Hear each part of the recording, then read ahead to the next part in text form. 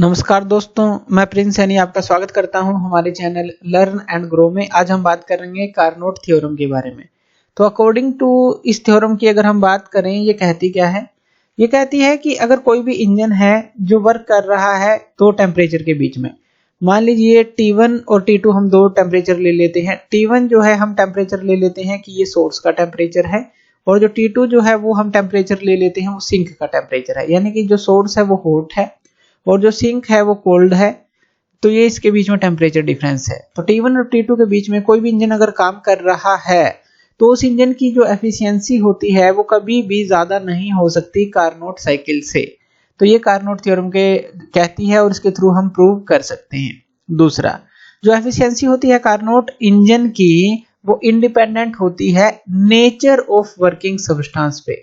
यानी कि जो वर्किंग सब्सटेंस यूज किया जा रहा है, जो काम कर रहा है, उसके नेचर के ऊपर ये इंडिपेंडेंट रहती है।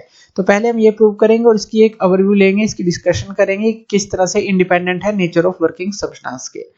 तो इसके लिए कार्नोट थ्योरम के लिए जो है आपको कुछ बेसिक भी क्लियर होने चाहिए, जैसे first law of thermodynamics, second law of thermodynamics. Second law of thermodynamics के अकॉर्डिंग क्या है कि लो टेम्परेचर से हाई टेम्परेचर पर अगर हमें हीट को ट्रांसफर करना हो तो हमें एक्सटर्नल हेल्प की जरूरत पड़ेगी, एक्सटर्नल एजेंसी की जरूरत पड़ेगी। उसकी हेल्प के बिना आप लो टेम्परेचर से हाई टेम्परेचर पर हीट को ट्रांसफर नहीं कर सकते। हाई टेम्परेचर से लो टेम्परेचर पे तो हो सकती है अपने आप, लेकिन लो टेम्परेचर से हाई टेम्परेचर पर ट्रांसफर करने के लिए आपको एक एक्सटर्नल एजेंसी की जरूरत पड़ती ही है। तो ये बेसिक भी आपको याद रखना है। तो चलिए कार्नोट थ्योरम को हम जो है प्रूव करके देखते हैं अकॉर्डिंग टू जी हमने फर्स्ट डेफिनेशन ये लिखी है।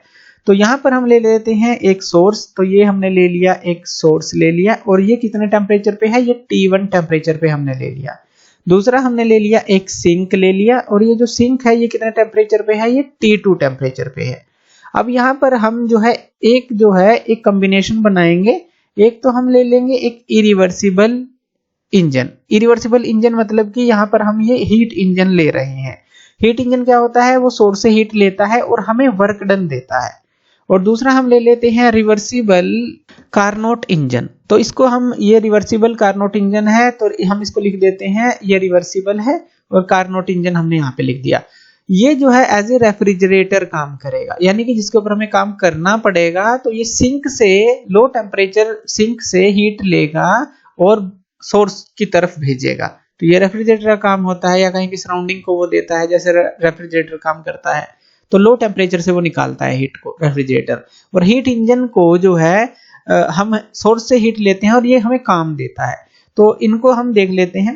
तो यहाँ पर इसने क्या किया, मान लीजिए सोर्स से इसने Q1 हीट ली, Q1 हीट ली, और इसने जो हमें वर्क डन दिया, मान लीजिए इसने W डैश हमें वर्क डन दिया।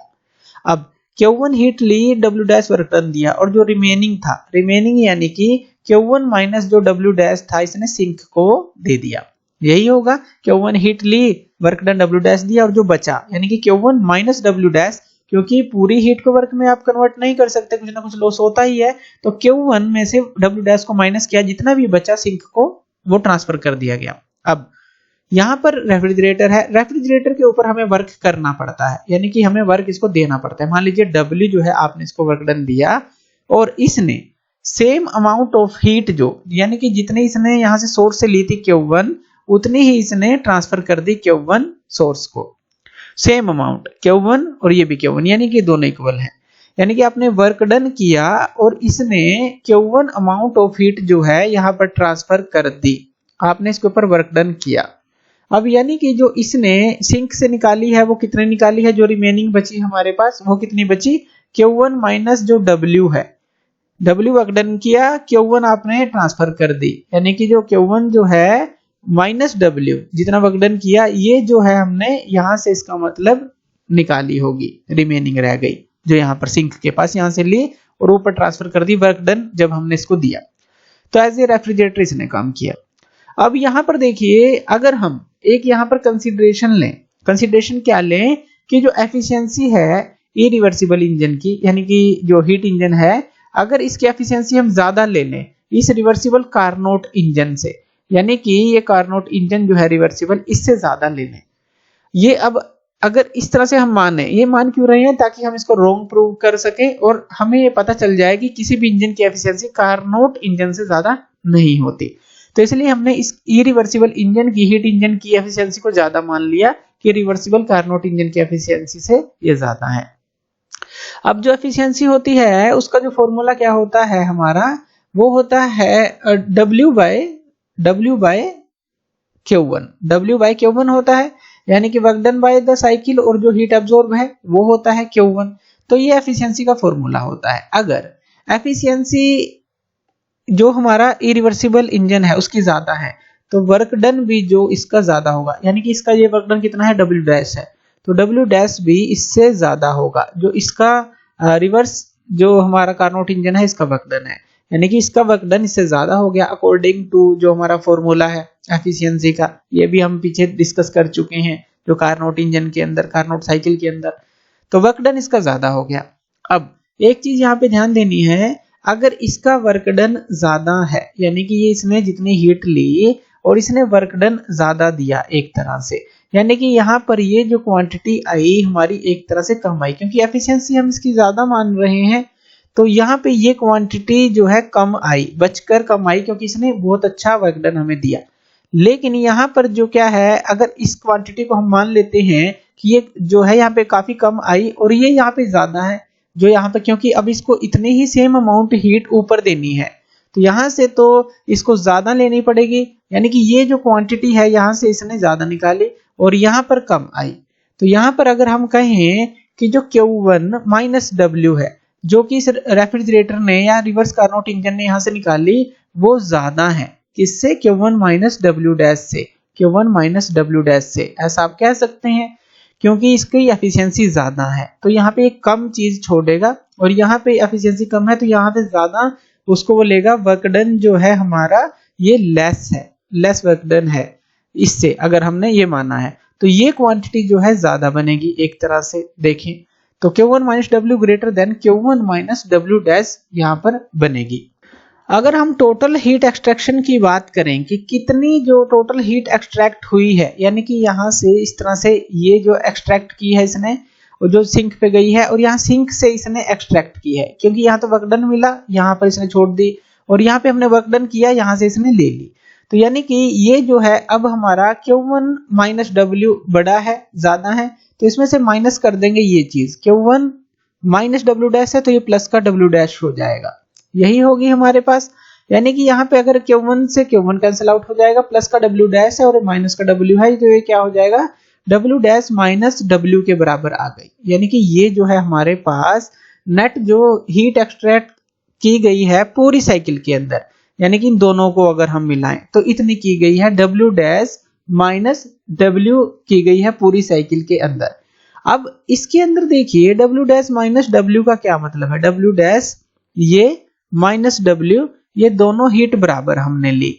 अब देखिए जितनी हीट ये सोर्स से ले रहा है उतनी ही जो है सोर्स को दे रहा है।